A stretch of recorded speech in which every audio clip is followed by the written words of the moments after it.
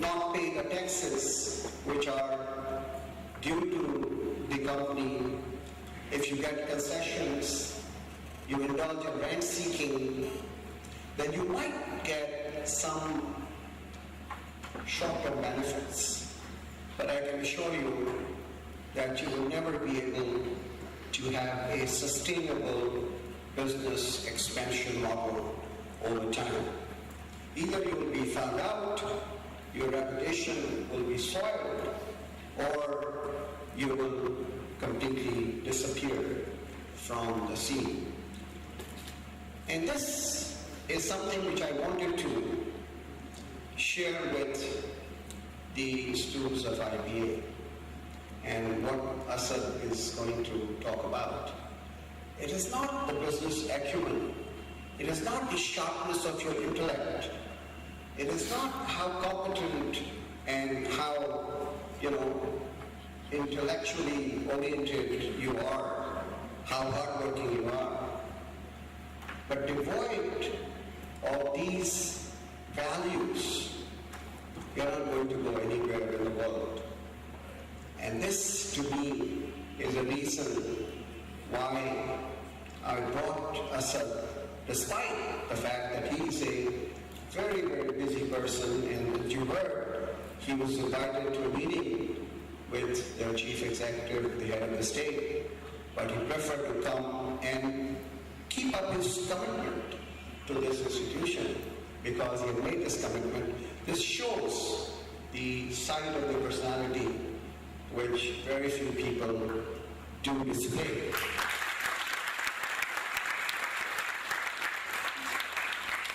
My only wish and hope is that when I look around and I go to international meetings, conferences, seminars, that how many Brazilians, Indian, Chinese, Russian companies are now becoming multinational corporations. And in the heart of my heart, I say and wish and pray, when will I see a Pakistani company becoming a multinational corporation? I'm not somebody who believes in betting, but I am betting on Agro and on Asad Umer.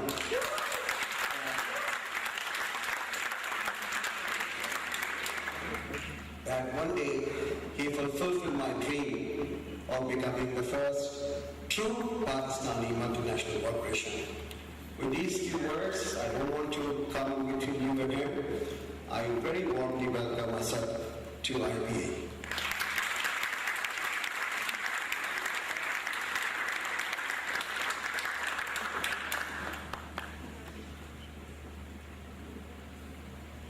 Thank you, Dr. Asad Hussain. Mr. Asad Umer is an eminent professional and has trailed the ladder of admirable, inspirational and courageous growth and success in a very short span of time. The Anglo story is no less than Aladdin story for the business graduates of Pakistani schools. In a country cluttered with MNCs, Anglo has reserved a special place for itself on the corporate map of Pakistan. The transformation and journey of Anglo, from very humble beginnings as a joint venture between ISO and Mobil in 1957 to a diversified business conglomerate in 2010, is a wonder story in itself. Anglo is a corporation to reckon with. It has rewritten the ways to do business and is definitely a source of inspiration for local enterprises. Winner of national and international awards, Anglo continues to make us proud. Even though the distinguished guest among us needs no introduction, we shall still briefly mention his achievements. Mr. Asad Umer is currently the President and Chief Executive Officer of Anglo Corporation Pakistan Limited.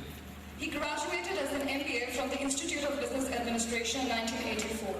And that in itself is an important reason that Mr. Umer is hailed over and over again by the students of IBA. The fact that one IBA student did it all is a source of motivation and celebration for others. He started his career with HSBC Pakistan and in 1985 joined Exxon Chemical Pakistan Limited, which was later renamed Anglo Chemical Pakistan Limited and now simply Anglo Corporation Limited with 5 subsidiaries. During his years with Anglo, he has worked in all major divisions, namely finance, manufacturing, new ventures, marketing. Aside from working with company in Pakistan, he has also worked on an assignment with Exxon Chemical overseas in Canada. He was the first president of Engro Polymer and Chemicals Limited, a joint venture of Engro. Mr. Umer is also the chairman of Engro Vopak Terminal Limited, Engro Foods Private Limited, Engro Powergen Limited, Avancian and Advanced Automation LP, Pakistan Chemical and Energy Sector Skill Development Company. He is also a member of the Board of Directors of Pakistan Business Council, Karachi Education Initiative, Pakistan Institute of Corporate Governance, member of the Board of Trustees of Lahore University of Management Sciences. Without further ado, we would like to welcome Mr. Asad Umer on stage.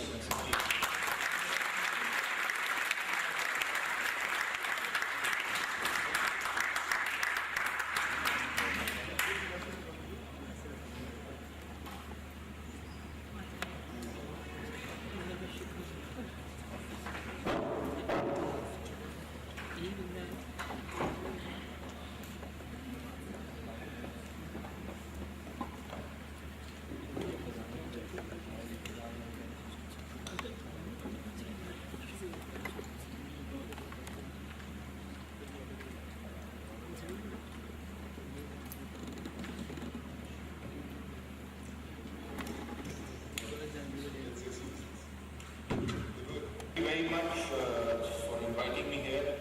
It's always a pleasure. And I know a lot of people say that wherever they go, but this is like coming home. IBA is an integral part of my life and my family. I'm unusual in the respect that not too many like us. I'm not only just myself a graduate of IBA. I met my wife here. She's a graduate of IBA class of 86. Two of my brothers are IBA grads, one class of 78, one class of 80. One of those brothers' wife is a graduate of the class of 81. My wife's brother is a graduate of the class of 88. His wife is a graduate of the class of 88.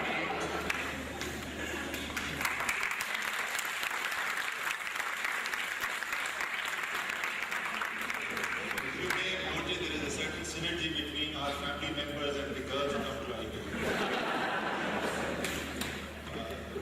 Luckily for the girls, my sons are headed for something other than business right now. So,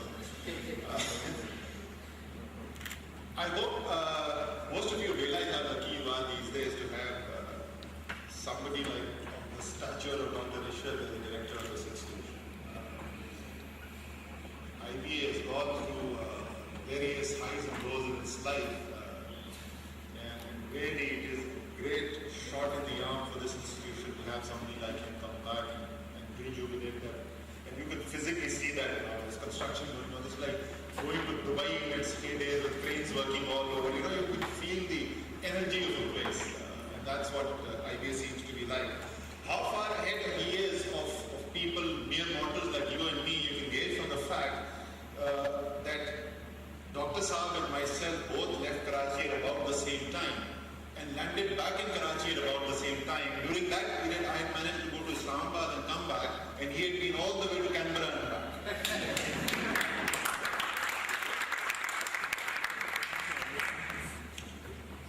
Right. I was given this difficult task of having a complete free hand of choosing what to talk about. And scratch my head a little bit. Usually people say this is what we want you to talk about. So in the end I said, okay, let's talk about something which doesn't get talked about much in a business school. At least not in many business schools. At least not in the IBA that I attended. But something which I believe, and there are two reasons why I selected to talk about. One was my belief that it is integral for running a successful business. And in fact is an inherent part of the social contract that business has with society, and I'll talk a little bit about that also. But also because I believe it can be taught, because it is not just merely standing up and saying we want to be honest. Having values and operationalizing them into everyday life of the business of a company are two different things. And in order to operationalize those values, you need management systems just like you do for manufacturing, for sales, for finance, for accounting. There is a certain structure to them, there are processes involved, there are management principles involved which have to be followed. And therefore, in my humble opinion, it is something not only which should be talked about in a business school, but taught in a business school. Especially going into an economy like Pakistan, as Dr. Bishop mentioned, where still we severely lack professionalism. And the degree of that, of the lack of that managerial development or professional development in business can be gauged from the Global Competitiveness Index, which is developed by the World Economic Forum. If you look at that, Pakistan is varying scores. I think our total score is somewhere around 93 out of 140 countries, which is bad. And I remember sitting at a session where almost all the leading business people of Pakistan were, and everybody is talking about, our governments will never learn and they don't improve this and that. And the next day I went back and wrote all of them an email. I said, please go back and look at those 12 indicators. The three weakest indicators, the ones in which Pakistan had the lowest ranking, were all things which are entirely controllable by business itself. And one of those three was use of professional management. And therefore, there is a lot of responsibility on those of you who are lucky enough to get into a leading business school like IBA, then go out into the workplace, to not only learn from what is going on there, because there is obviously a lot to learn once you go and enter the real workplace, but also you need to bring something to the table. And I'll talk about what I think should be first and foremost. Why values? Even before we come to this, as I said, we must understand that the economic system that we run is not a God-given edict or a natural phenomenon. These are political choices that society makes. And from time to time, societies have made choices other than relying on private enterprise. In fact, if you look at the history of the world, then the kind of current dominance of the private sector, the model that we are pursuing right now, is actually limited to a fairly short part of that history.